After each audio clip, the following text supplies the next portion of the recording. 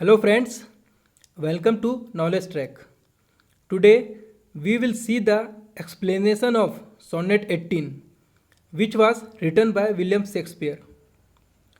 One of the best known of Shakespeare's sonnet, Sonnet 18, is a memorable for the skillful and varied presentation of subject matter, in which the poet's feelings reach a level of rapture unseen in the previous sonnet. The poet here abandoned his quest for the youth to have a child and instead glories in the youth's beauty. In the first four lines, shall I compare thee to a summer's day? Thou art more lovely and more temperate.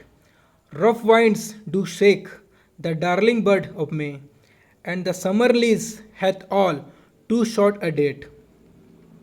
Initially, the poet poses a question: shall I compare thee to a summer's day? And then reflect on it, remarking that the youth's beauty far surpasses summer's delight. The imagery is the very essence of simplicity. Wind and buds.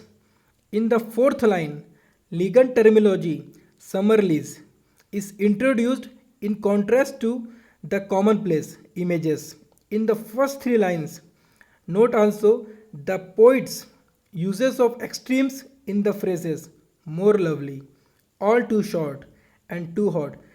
These phrases emphasize the young man's beauty.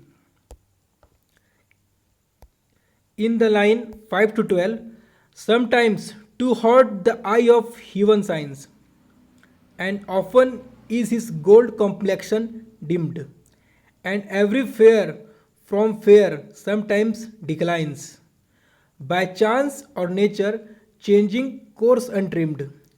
But thy eternal summer shall not fade, nor lose possession of that fair thou owest, nor shall death break thou wanderest in his shade, when in eternal lines to time thou growest. Although lines 9 through 12 are marked by more expansive tone and deeper feeling, the poet returns to the simplicity of opening images, as one expects in the Shakespeare sonnet. The proposition that the poet sets up in the first eight lines, all that nature is subject to imperfection, is now contrasted in these next four lines, beginning with but, although beauty naturally declines at some point, and every fair from fair sometime declines. The youth beauty will not, his unchanging appearance is a typical of nature's study, progression. Even death is important against the youth beauty. Note the ambiguity in the fresh eternal lines. Are these lines the poet's verses or the youth hoped for children? Or are they simply wrinkles meant to represent the process of aging? What the answer? The poet is jubilant in this sonnet because nothing threatens the young man's beautiful appearance. The poet had a very high opinion of his idle friend, who possessed wonderful beauty along with various other virtues. With this reason, he compared him with a very fine summer season. He called him more lovely and more temperate.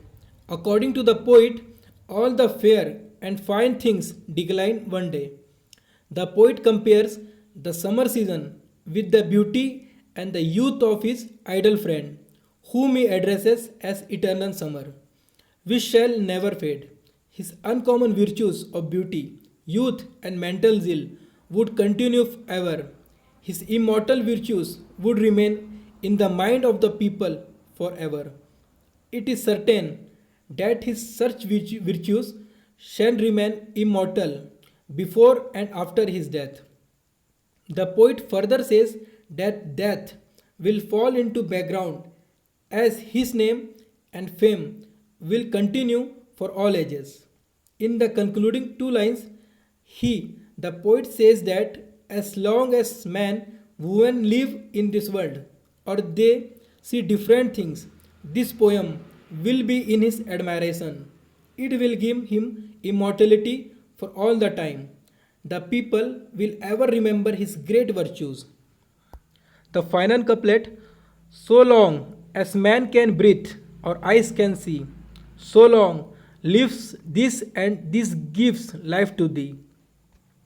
Then follows the concluding couplet: so long as man can breathe or eye can see, so long live this and this gives life to thee. The poet is describing not what the youth is, but what he will be ages hence, as captured in the poet's eternal verse.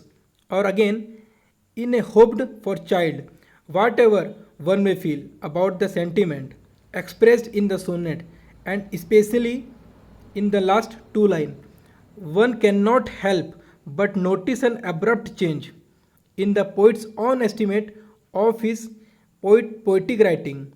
Following the poet disparaging reference to this pupil pain and barren rhyme in Sonnet 16, it comes as a surprise in Sonnet 18 to find him boasting the poetry will be eternal. Thank you guys.